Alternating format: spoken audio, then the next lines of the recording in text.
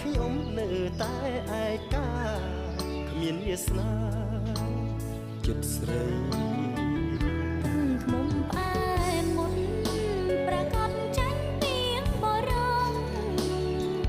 លឺហើយស្រណងឲ្យអូនសង្វេកអាឡ័យមានបេះដូងសងស្នេហ៍ដោយចិត្តភក្តី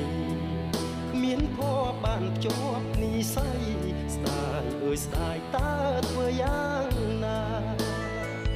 សុំលេងត្រខ្មែរគូថែបចាក់ខ្ទមសំងាត់បេះដូងកំសត់កំណត់ច្រៀងសុំស្នេហាតើបានជួបម្ដងមកហ៊ាន10 ដងពលពីងមុងសាចិត្តបងកាញ់ជ្រុលស្នេហា